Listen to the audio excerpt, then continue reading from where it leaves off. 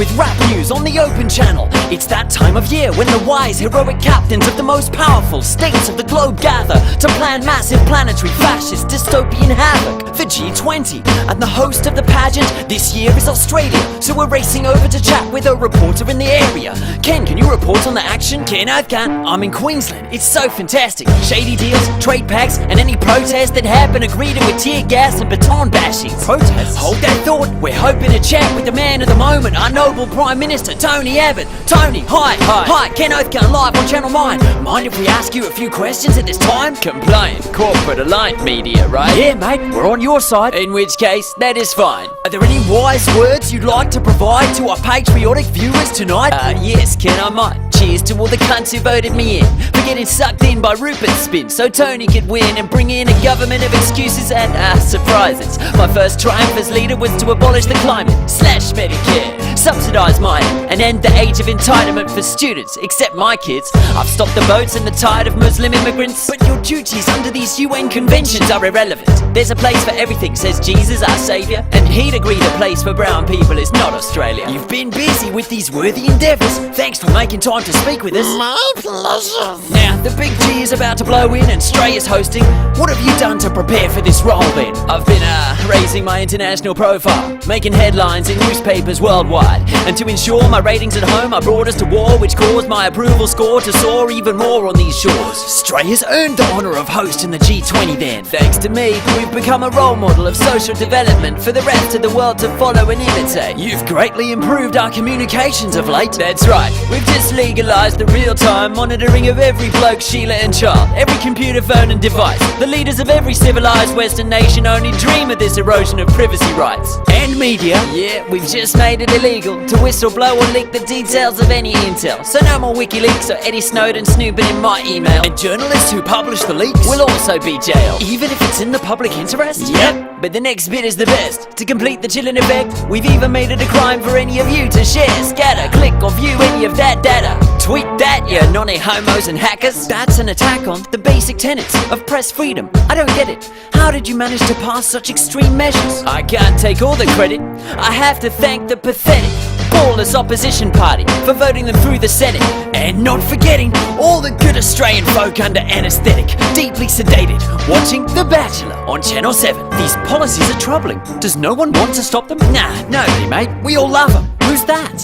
Him? Nobody, mate. Let's not bother him. It looks like Scott Ludlam. G'day. God, bugger him. Yes, it's the hippie. I mean Greenie, Senator Scott Ludlam. Probably come in to try and stop the fun then. Ken Oathgun. Why is it in the Senate whenever you speak, the whole room empties and all the senators leave? A better question is, why is the Senate empty yet my words go viral when they arrive on the internet?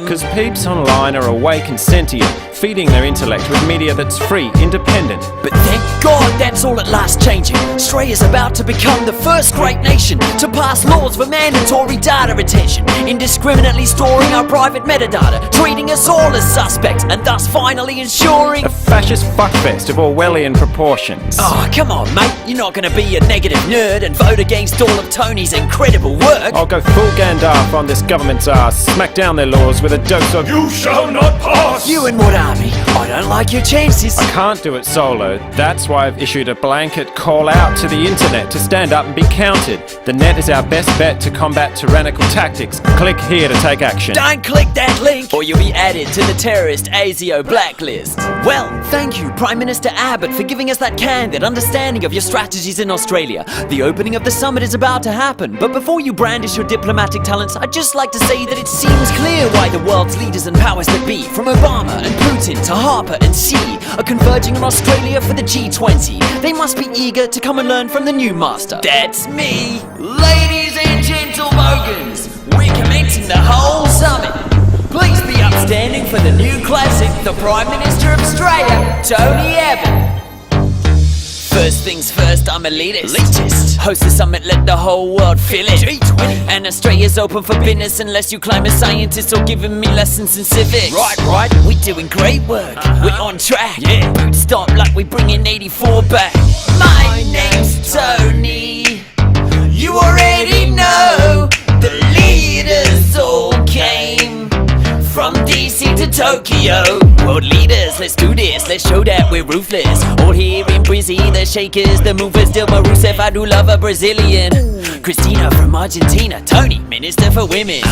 And young Park and High, Modi, hi, ni hao, see, I'ma see yous inside. Who got two thumbs in the continent to strip mine? This guy, the T-O-N-Y. Right. Black Obama, we don't talk about no climbing. It's time for war, let's bomb ISIS. They be beheading some guys, slice their neck with some knives. Abdullah, you do that, execution, that's fine. Vladimir Putin, who invited you in? I'm gonna shirt front it, the bloody rusky hoodlum. You bet you are, you will I am, you bet you is. What, you selling the gas? Come on in then, you win. Welcome to my grid, leaders and tyrants. It's time to talk tax, trade, keeping debt climbing. What, now Obama told you for the last time, mate? We're not gonna talk about the bloody climate. His name's Tony. Wanna buy some coal? Remember his name, start the show.